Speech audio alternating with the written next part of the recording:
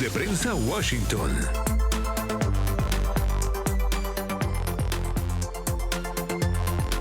Es el mensaje que el secretario de Estado ha publicado en sus redes sociales tras conocerse la sentencia en el caso de Álvaro Uribe Vélez. El único delito del expresidente colombiano ha sido luchar incansablemente y defender su patria. La instrumentalización del Poder Judicial colombiano por parte de jueces radicales, dice Marco Rubio, ha sentado un precedente preocupante.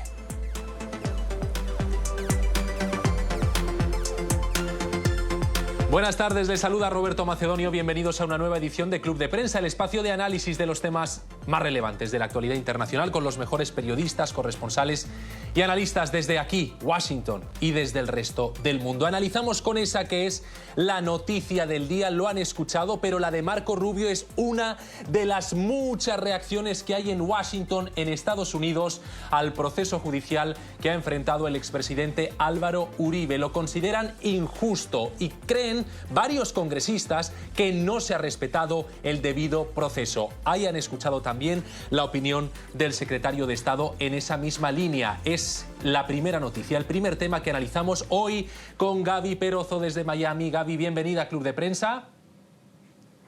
Muchísimas gracias. Un placer estar aquí. El placer es nuestro y también es un placer contar con Verónica Ortiz desde México. Nos acompaña. Verónica, bienvenida. Qué gusto verlos de nuevo. Un gusto estar aquí. El gusto es nuestro. Y enseguida se sumarán más colegas, más periodistas a esta mesa de Club de Prensa. Pero antes, esa, Gaby, Verónica, es la reacción del jefe de la diplomacia estadounidense, de Marco Rubio, al caso Uribe. Ya lo han escuchado, pero hay una nueva reacción de última hora. Hace minutos, la portavoz del Departamento de Estado, Tammy Bruce, ha respondido a una pregunta de la periodista de NTN 24, Yalena Jacome. En rueda de prensa, en el Departamento de Estado, le hemos preguntado por esa condena a Álvaro Uribe. ¿La considera justa la portavoz del Departamento de Estado? ¿O no se ha respetado el debido proceso, como dice Marco Rubio? Esta es la respuesta. En cuanto al veredicto sobre el presidente Uribe, el secretario de Estado destacó que el expresidente Uribe solo ha cometido el delito de luchar para defender a su país. El utilizar el Poder Judicial de Colombia por jueces radicales siembra un precedente preocupante. Jueces radicales y un precedente preocupante. Gaby, dice la portavoz del Departamento de Estado, dice el secretario de Estado. ¿Está de acuerdo con ellos? Sí, yo creo que definitivamente en el tema de Colombia hemos visto una politización, otra vez alguna denuncia que ha surgido en muchos países, y es la utilización del Poder Judicial como arma política para justamente silenciar, restar poder a actores de la política que son importantes. Adicionalmente, destacar que no solamente se trata de una simple pregunta que puede responder un funcionario, sino que son declaraciones que se hacen desde el Departamento de Estado, la Secretaría de Estado, la senadora Ashley Moody, quien sustituyó a Marco Rubio, también tomó posesión, los congresistas de Florida. Es decir, hay un repudio general a lo que ha sido esta condena, porque hay muchos detalles muy claros en donde no estuvieron los testigos que debían estar, hay pruebas que han sido manipuladas y se ve una clara intención en silenciar al expresidente Uribe. Verónica, es contundente la reacción desde Estados Unidos, no una reacción partidista, es decir, no una reacción de congresistas republicanos, que también. Lo que hemos visto ahora es una reacción institucional, de las instituciones, del gobierno estadounidense, del Departamento de Estado. ¿Le sorprende esta reacción? Y sobre todo, ¿qué impacto tendrá para Colombia que el deterioro de su Estado de Derecho, de su sistema judicial, bueno, pues pueda tener algún tipo de repercusión aquí en Estados Unidos, en la primera potencia mundial? Claro, mira, no creo que sorprenda tanto, porque efectivamente lo que estamos viendo, pues sí, es una instrumentalización política de la justicia, y evidentemente el presidente Uribe pues pertenece al bando opuesto a quienes detentan hoy el poder en Colombia, es decir, el presidente Petro y esta izquierda.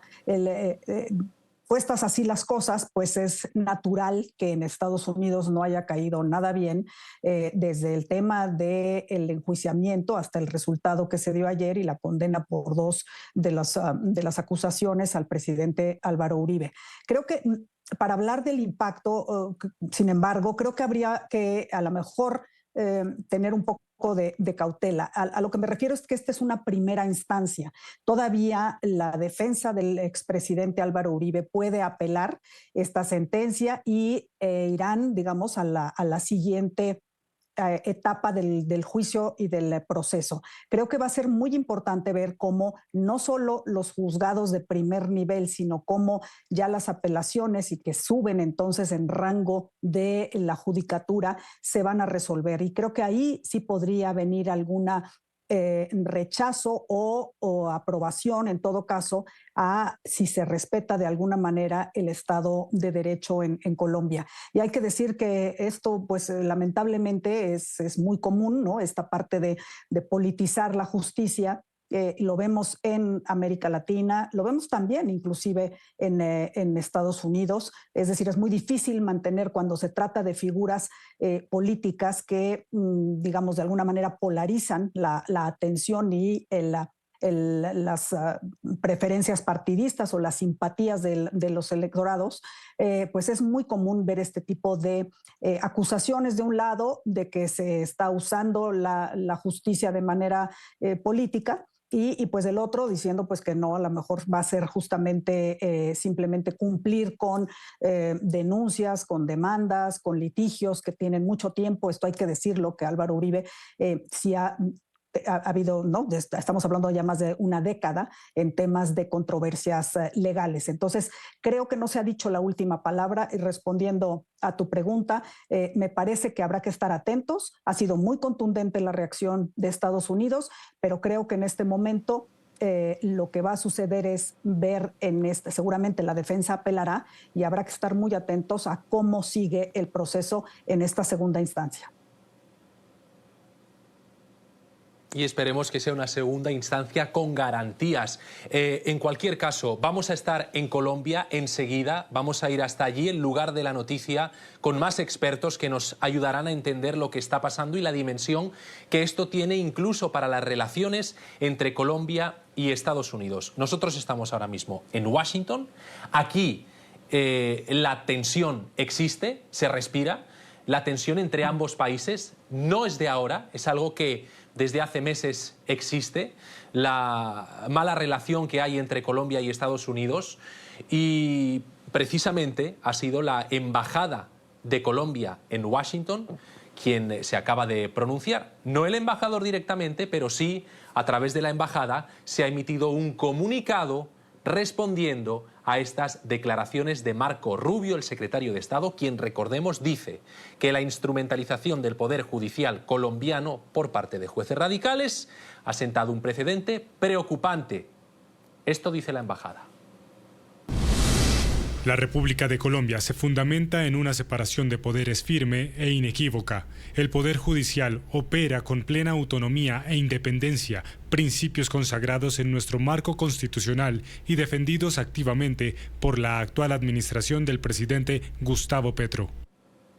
¿Qué le parece, Gaby, esta respuesta de la embajada? Incluso el presidente Gustavo Petro en un tuit ha dicho que las palabras de Marco Rubio son una injerencia en la política interna de Colombia.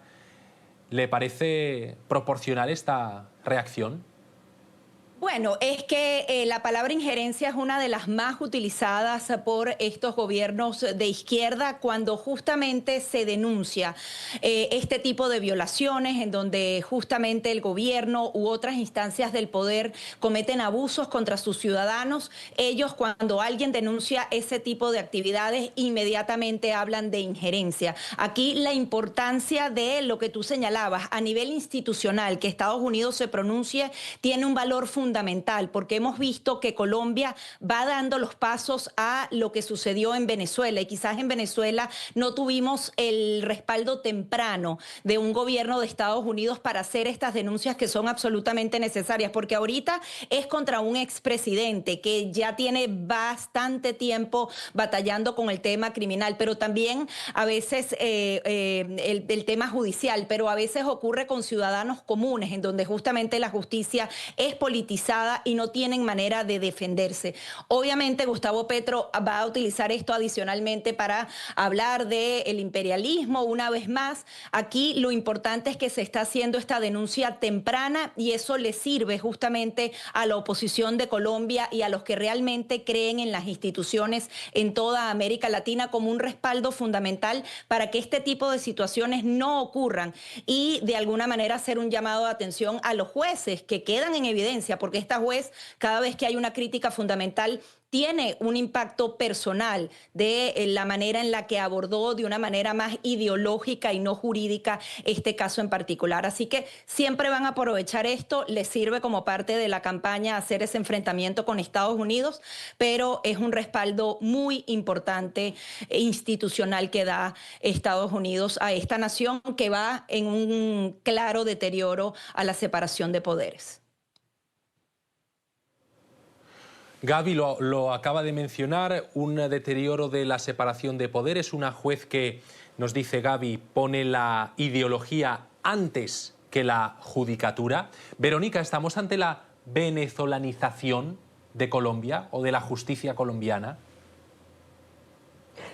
Pues mira, podría estarse siguiendo esa ruta, pues simplemente si nos atenemos a la forma en que se está conduciendo la política en Colombia. Claramente la respuesta, tú preguntabas sobre la respuesta que ha dado la embajada colombiana, pues también creo que nos sorprende, era de esperarse este discurso populista de todo lo que, digamos, no les parece a los mandatarios, pues es una injerencia indebida, pero sí creo que tenemos en riesgo efectivamente los sistemas de justicia y creo que nada más basta ver, por ejemplo, el índice del Estado de Derecho que World Justice Project, que nos deja, y digo nos deja porque, bueno, Gaby comentaba acerca de Venezuela, pero lo comento yo por parte de México también y Colombia. Estamos en la misma, digamos, estas líneas rojas en que el deterioro del Estado de Derecho y sobre todo de la independencia judicial por lo que hace a justicia civil, a justicia criminal, ausencia de corrupción. La verdad es que vamos en retroceso y por eso digo, y desafortunadamente hay que hablar en plural porque no me atrevería nada más a señalar el caso colombiano. Creo que es un caso que lo estamos viendo en otros países. Desafortunadamente en México lo estamos viviendo también. Y claro, creo que es una consecuencia de estas políticas populistas que lo que quieren es controlar el poder y acabar con la división efectivamente de poderes y con la independencia judicial, que es muy estorbosa para el poder, porque claramente pues va en contra de los intereses de detentar en absoluto, digamos, la vida democrática de los países y eliminar los contrapesos. La preocupación por el retroceso democrático en América Latina, por el deterioro del Estado de Derecho en Colombia, que señala el propio Marco Rubio y las instituciones en Estados Unidos. Saludamos a esta hora a Jorge Díaz, analista político y experto en relaciones internacionales. Jorge, gracias por acompañarnos desde Colombia, donde ocurre la noticia. Quiero empezar preguntándole, ¿cómo interpreta usted esas declaraciones de Marco Rubio sobre el fallo judicial contra el expresidente Uribe? Es verdad, y es un precedente muy preocupante, como usted lo dice, porque cuando usted escucha la intervención de la jueza ayer, lo que ve es como una intención y un sesgo político más allá de una intervención desde el derecho, que es lo que más se ve. Preocupa porque incluso, pues como lo podemos ver, las personas que estuvieron antes en el proceso del presidente, los dos magistrados, el magistrado Reyes y el magistrado Montealegre, conocían el proceso, hablaban del proceso, decían, lo tenemos agarrado. Entonces, claramente son jueces parcializados o son miembros de la rama judicial parcializados frente a las actuaciones del presidente. Que si el único delito del presidente sea amar a Colombia, Yo creo que sí, el presidente Uribe ha sido una persona que se ha mostrado muy comprometida con el país y yo no sé si usted lo sabe, Roberto, pero en el gobierno del presidente Uribe disminuyeron en 46% los homicidios, en 96% los secuestros, en 90% las masacres, en 71% el terrorismo, en 46% el desplazamiento y los programas sociales tuvieron unos avances impresionantes. Y eso es lo que a uno le causa un poco de mella en el corazón y lo que le causa a uno el sentimiento de injusticia. Y es que a hoy los terroristas que han hecho daño en Colombia, los criminales que han hecho daño en Colombia están en el Congreso o están nombrados gestores de paz por el gobierno nacional, mientras que las personas que de verdad han trabajado por este país, pues en este momento están siendo juzgadas erróneamente e injustamente. Eso es algo que, digamos, que embarga mucho el corazón de muchos colombianos que creemos en la democracia y en la institucionalidad. La democracia, la institucionalidad. Jorge, nos dice usted, el único delito fue amar a Colombia. Dice Marco Rubio, su único delito fue luchar incansablemente y defender su patria. Como experto en relaciones internacionales, ¿cómo podría afectar todo esto a la relación de Colombia con Estados Unidos? El presidente Uribe siempre fue un gran interlocutor con el gobierno de los Estados Unidos, independientemente del partido. La relación con los Estados Unidos, la relación entre los Estados Unidos y Colombia siempre ha sido bipartidista y democrática. Lo que vemos ahora es que, pues, con la situación del presidente Uribe preocupa mucho de quiénes comienzan a ser los interlocutores con el gobierno del presidente Trump. Sin embargo, hay una situación que es manifiesta y es que el presidente Petro ha querido desestimar y ha querido debilitar las relaciones desde que llegó con los Estados Unidos. Es algo lamentable. Porque pues lo que nosotros vemos es que él se trata de mover tal vez hacia lo que es el otro eje y es algo frente a lo que los Estados Unidos deben estar vigilantes y más vigilantes aún frente a la misión de observación de la ONU para el proceso de paz, que hoy en día se ve que no tiene ningún resultado y estamos viendo que esto la verdad no tiene sentido. Es algo que nosotros le pedimos al gobierno de los Estados Unidos, estar vigilantes frente a esas situaciones. Además también una situación que queremos manifestar es que en Colombia siguen habiendo interlocutores muy válidos desde diferentes partidos que están dispuestos a seguir con las buenas relaciones que tienen el gobierno estadounidense con el gobierno colombiano.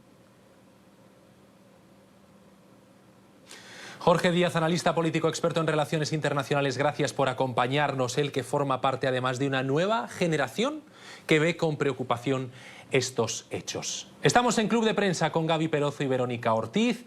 Enseguida regresamos hablando de la otra noticia del día. Atención porque en declaraciones a NTN 24, el Departamento de Estado asegura no tener constancia de que la petrolera estadounidense Chevron vaya a retomar su actividad en Venezuela. Ya regresamos.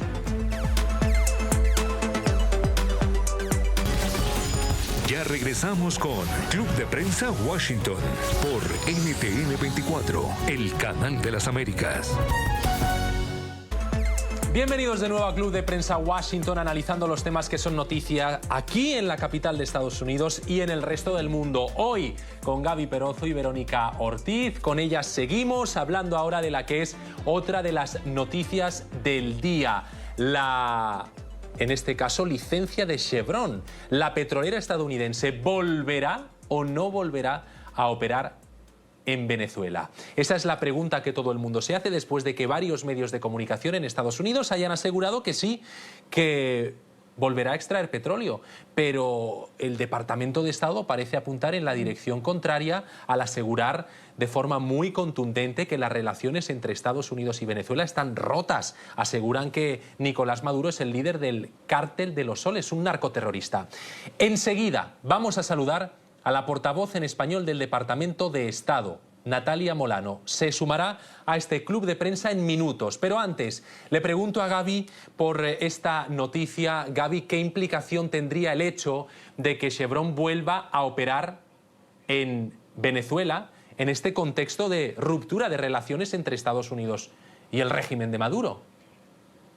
Sí, yo ahí apuntaría justamente a la cronología de una serie de noticias o de hechos que se han venido desarrollando en las últimas horas. El Wall Street Journal, en los últimos días, el Wall Street Journal apuntaba a que efectivamente Chevron habría recibido una licencia limitada que le permitiría nuevamente explotar petróleo en Venezuela. Ellos ya estaban dentro de Venezuela manteniendo justamente esos pozos petroleros, pero que les habrían permitido la explotación del petróleo. El Departamento de Estado justamente a través de la vocera aseguraba que debían remitirse a las licencias del Departamento del Tesoro, pero aseguraba que había que tener muy claro que la postura de Estados Unidos era una sola: no beneficiar bajo ninguna circunstancia al régimen de Nicolás Maduro. Incluso se hablaba entonces de que esa licencia iba a permitir justamente sacar el petróleo, pero no iba a repartir dividendos, regalías, dinero en efectivo a el régimen de Nicolás Maduro. Ahí había cierto ruido porque aseguraban que una misma licencia limitada que fue otorgada por la administración de Joe Biden terminó entonces en que el régimen de Nicolás Maduro sí pudo llevarse parte de esos recursos en las transacciones. Esto es fundamental, tanto de un lado como de otro. Sería un cambio de postura bastante significativo por parte de la administración de Donald Trump, que había asegurado que ellos no podían seguir operando con estas licencias y de esta manera en Venezuela. Y justamente hablaba del timeline porque hablan justamente de permitir nuevamente a Chevron operar en Venezuela. Se habrían dado entonces conversaciones directas con Nicolás Maduro e inmediatamente después se da esta designación que eleva al punto máximo no solamente al Cartel de los Soles, que ya los designa como terroristas, sino que adicionalmente identifica como narcoestado al régimen de Nicolás Maduro y coloca con nombre y apellido a Nicolás Maduro, además de esa ratificación de la DEA, de nuevamente esa recompensa que ya existía, pero volverla a publicar. No entendemos muy bien exactamente porque son dos vías que para algunos pueden ser contrarias, pero puede ser parte de una estrategia mayor por parte de Estados Unidos. ¿Cómo Estados Unidos va a autorizar que Chevron opere en Venezuela si lo considera un narcoestado? Esa es la pregunta. Se la vamos a trasladar a Natalia Molano, la portavoz en español del Departamento de Estado. En minutos se va a unir a este programa, pero antes vean lo que acaba de ocurrir en la rueda de prensa de hoy del Departamento de Estado. Hace unos minutos esa misma pregunta se la hacía Yalena Jacome, la periodista de NTN 24, a Tammy Bruce. Esta es la respuesta.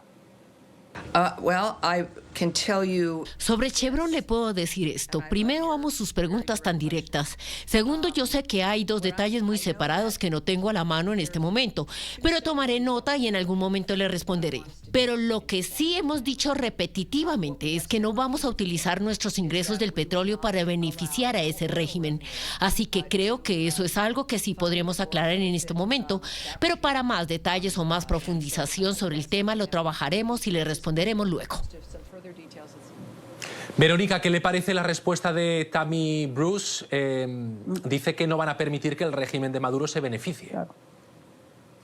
Claro, yo creo que aunque quizá faltó un poco de contundencia en esa respuesta de la vocera del Departamento de Estado, me parece que el punto lo puso sobre el hecho de que efectivamente el dar nuevamente luz verde a esa concesión de Chevron, lo que daría sería pues aire, ¿no? Respiración al régimen, porque le permitiría de alguna manera pues promover su economía, como ya sucedió cuando se le dio esa autorización hace unos años, en el 2022, y que fue tan criticado precisamente por el presidente Trump, que incluso es uno de los puntos en los que más ha atacado a Joe Biden, en esa idea de que se podía nuevamente autorizar esta licencia para la petrolera y que a cambio se iban a mejorar las condiciones para la elección que hubo en Venezuela. El gobierno del presidente Trump, la administración Trump ha sido clarísima y después, sobre todo con estas afirmaciones tan contundentes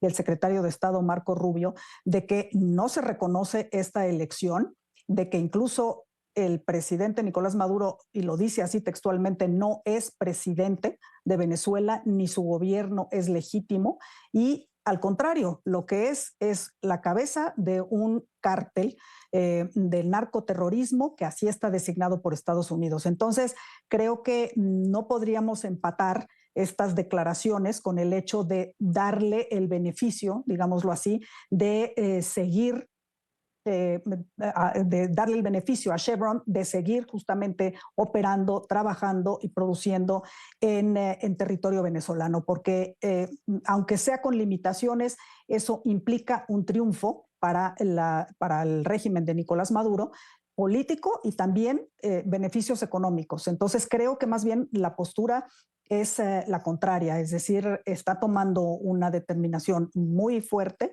en la administración del presidente Trump. No sé cuáles vayan a ser las consecuencias de estas declaraciones del secretario Marco Rubio, pero sí creo que van en sentido opuesto de pensar que nuevamente se autorizaría a Chevron la operación en territorio venezolano. Pues saludamos a esta hora a Natalia Molano, portavoz en español del Departamento de Estado. Portavoz Molano, gracias por acompañarnos y empiezo preguntándole por el intercambio de presos que hubo entre Venezuela y Estados Unidos. ¿Cómo lo valora usted? Bueno, aquí vemos que la administración del presidente Trump actuó sobre la prioridad que declaró. La prioridad era y continúa siendo la seguridad de los ciudadanos estadounidenses. Hicimos una evaluación y vimos que habían muchísimos, en comparación al resto del mundo, el mayor número de estadounidenses americanos dentro del territorio venezolano detenidos injustamente. Y tomamos acción. Cuando vimos la oportunidad para que estos americanos salieran de su detención injusta, intervenimos y facilitamos esta liberación. Así que siempre va a ser esa la prioridad. Hoy en día podemos decir con orgullo que no hay americanos detenidos injustamente en el territorio de Venezuela y queremos que se mantenga así. Queremos prevenir que más americanos se acerquen a las fronteras o entren a Venezuela. Así que esa fue la prioridad. Ahora, las otras operaciones de ciudadanos venezolanos que salieron de El Salvador y entraron a Venezuela, eso fue algo entre El Salvador y Venezuela que simplemente Estados Unidos ayudó a facilitar, a llegar a la última decisión y a que tomara lugar, pero los ciudadanos americanos eran nuestra prioridad. Pero, señora Molano, parece, según un informe de NTN 24, un informe de nuestro compañero Andrés Gil, se destapó que entre los ciudadanos estadounidenses que fueron liberados en esa operación habría una persona que cometió un crimen en Madrid, un triple asesinato. Quiero consultarle si usted cree que este individuo va a ser juzgado en territorio estadounidense, qué va a ocurrir con él, ¿será juzgado aquí? Sí, aunque no podemos hablar de casos individuales, confiamos en que el Departamento de Justicia y todas las autoridades relevantes están coordinando sobre todos esos temas, ya sea de ese caso o de otros casos. Tienen su debido proceso y vamos a esperar a que se anuncie alguna cosa al público, pero usualmente como son casos o investigaciones de casos específicos, no podemos discutirlos en la prensa, pero el Departamento de Estado sí se responsabiliza por que los ciudadanos estadounidenses estén seguros cuando están en el extranjero y que regresen a casa, y eso fue un logro muy grande en este caso. Menciona el Departamento de Justicia, portavoz. ¿Eso quiere decir que este individuo, este asesino condenado, va a responder ante la justicia aquí en Estados Unidos? Sí, así esperamos que sea. De acuerdo. También me gustaría consultarle sobre el presunto retorno de operaciones de la petrolera Chevron a Venezuela. Lo estábamos comentando en el programa. ¿Tiene usted más información sobre eso? ¿Lo podría confirmar? No he visto evidencia de que Chevron va a continuar a extraer petróleo de Venezuela. Estas licencias son algo muy privado entre las empresas, el Departamento Federal que maneja esto.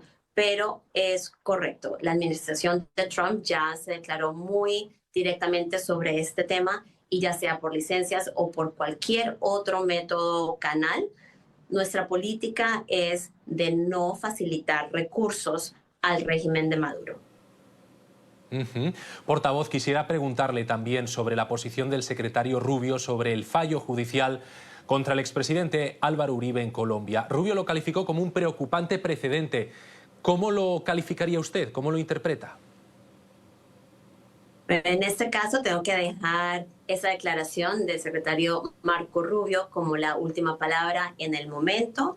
Estamos dejando que los líderes en Washington se pronuncien sobre el tema y también tenemos obviamente a nuestra embajada en Colombia que maneja esos asuntos bilaterales. Entonces tendría que dejarlo ahí por el momento. Natalia Molano, portavoz en español del Departamento de Estado, gracias por estar hoy en Club de Prensa. Ha sido un placer. Gracias. Le pregunto a Verónica, en este caso hemos escuchado a la portavoz, dice varias cosas muy importantes, centrándonos en el caso de ese preso estadounidense liberado por el régimen, ese preso que habría sido enviado de nuevo a Estados Unidos. Bueno, parece que va a responder ante la justicia, Verónica, porque había el temor de que estuviera aquí libremente y cometió un triple asesinato en Madrid. Sí, creo que esa noticia efectivamente produjo cierta inquietud porque creo que lo que parecía entenderse es que simplemente se le liberaba. Creo que las declaraciones de la portavoz dan un poco más de claridad sobre lo que se va a seguir y pues efectivamente que esta persona, si bien salga, ¿no?, de Venezuela, pero sí enfrente la justicia por estos cargos previos criminales de los cuales menciona Roberto, para que responda en Estados Unidos en todo caso y no se deje simplemente, digamos, sin concretar, ¿no?, ese juicio que está pendiente para esta persona. Gaby, rápidamente también comentar ese otro titular que nos da Natalia Molano. Dice no tener evidencias de que Chevron vaya a recuperar su actividad en Venezuela. ¿Se podría deducir entonces que tal vez no se vaya a realizar, digamos, esa extracción de petróleo por parte de la empresa estadounidense? Mira, yo no sé si algo cambió en las últimas horas, porque justamente varios funcionarios, incluso ella estuvo dando algunas declaraciones y apuntaba más hacia el lado de que Nicolás Maduro no iba a obtener beneficios de si acaso se llegaba a algo con Chevron. Pero ya al decir que no se tienen evidencias que eso vaya a ocurrir es totalmente distinto. Aquí hay que apuntar que en primer lugar se pronunció también varios de los congresistas de Florida asegurando que confiaran en el presidente Donald Trump y apuntaban entonces a el tema de que no iban a haber beneficios a la dictadura, pero tampoco había habido un desmentido exacto y contundente a un artículo del Wall Street Journal que si acaso era mentira, si jamás se había estado hablando de una licencia, tenía que ser desmentido de inmediato. Han pasado por lo menos 3 o 4 días y ese desmentido no ha ocurrido. No sabemos si van a cambiar incluso los términos de esa licencia, porque como ella bien apuntaba, hay algunas licencias generales, como la licencia 41, que en algún momento se ejecutó, pero hay otras que se hacen de manera privada y ningún ciudadano puede conocer entonces los términos específicos de el permiso que le otorgan a esa empresa norteamericana o incluso alguna europea. Quizás todo el tema del llamado y las denuncias haya entonces hecho que cambien un poco de parecer. Hay quienes dicen que dentro de la administración de Donald Trump hay 2 vías, la de Marco Rubio, que justamente va apuntando hacia el tema criminal del régimen de Nicolás Maduro, y otras posturas que incluso ahí incluyen a Richard Grenell, que aseguran que es más America First y que entraría entonces en juego el tema petrolero para justamente salvaguardar los intereses de Estados Unidos por encima de los de China. Así que no sé si esa postura hace que algo haya cambiado en los últimos 3 días y hasta que no veamos la licencia o una confirmación definitiva a lo que decía ese artículo del Wall Street Journal, no podemos decir que Chevron va a operar de lleno en Venezuela a partir de ahora.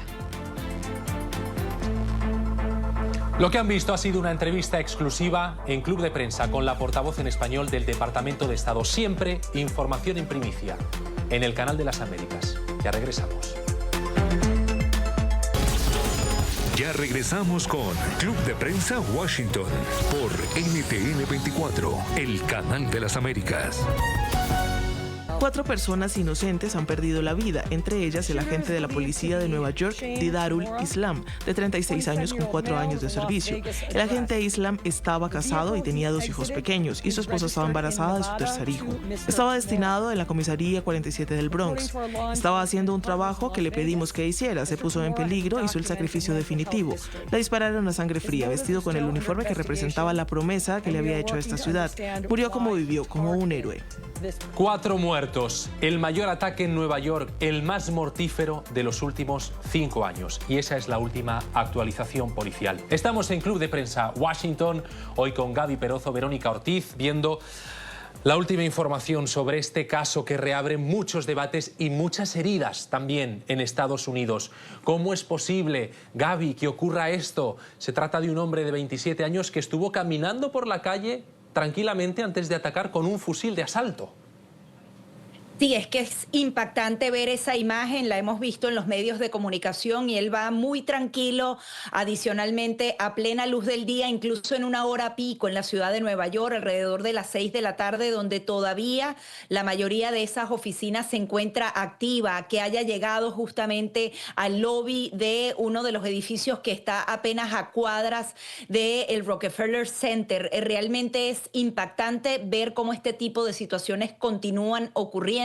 Luego han hecho justamente un seguimiento a todo lo que fue su viaje, por lo menos 3 o 4 estados desde Las Vegas, Nevada, y adicionalmente cómo tenía antecedentes definitivamente de algún tipo de problema psicológico. Y adicionalmente que me da mucho dolor que de alguna manera a veces buscan justificarlo, que al parecer la NFL de esta organización del fútbol americano no lo habría atendido. Yo creo que no hay manera de justificar un hecho, a pesar de que haya tenido una situación particular, que él haya asesinado a la madre de 2 niños, a un funcionario policial que también tenía 2 hijos y uno en camino. Realmente es imperdonable este hecho. Imperdonable. Verónica, yo no sé si la solución pasa por limitar el acceso a las armas, de lo que siempre se habla aquí en Estados Unidos, por aumentar la seguridad, tal vez. Sin duda, yo creo que esto abre, como bien decías, esta herida que no acaba de cerrar y este pendiente que tiene justamente la sociedad y los legisladores en Estados Unidos sobre el acceso a las armas indiscriminado, sobre todo de personas que deberían no tener ese acceso, porque cuando hablamos de gente que ya ha presentado temas de conducta, temas de problemas justamente psicológicos o psiquiátricos, temas de alguna contusión, golpe que les hayan causado algún problema social y de conducta. Estas gentes, para eso se sirve en todo caso este chequeo que se debe de hacer cuando alguien compra, sobre todo este tipo de armas de asalto, que creo que es donde está el meollo del asunto. Es decir, para llevar a cabo este tipo de crímenes deleznables e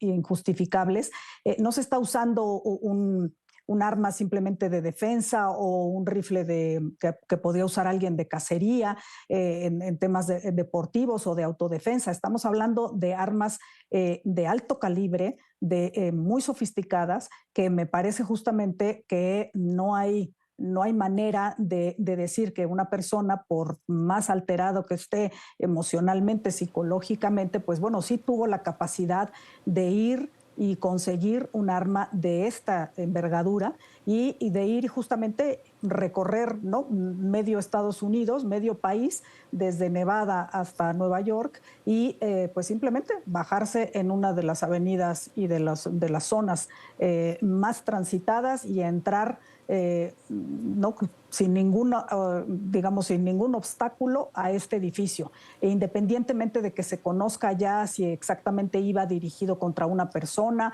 o contra alguien que simplemente estuviera en las oficinas de la NFL, el caso es que provoca una tragedia verdaderamente. Y creo que sí, efectivamente, este caso vuelve a poner sobre la mesa el tema del acceso a las armas en Estados Unidos. Una tragedia, no hay otra palabra que describa mejor lo ocurrido. Esto es Club de Prensa Washington en NTN 24. Ya regresamos, no se vayan. Ya regresamos con Club de Prensa Washington por NTN 24, el canal de las Américas. Agradecer a las periodistas, las colegas que nos han acompañado en este día y que son ya parte de este Club de Prensa. Gaby Perozo desde Miami, gracias. Gracias a ti y a todos. Y a Verónica Ortiz, abogada, analista política, gracias por acompañarnos desde México. Un abrazo. Gracias a ustedes, un gusto. Y gracias a la audiencia, a usted, por estar en contacto con NTN 24, por seguir las primicias, la información que cada día buscamos pensando en usted, para que esté bien informado. Y la información no se detiene, continúa aquí en el canal de las Américas. Feliz tarde.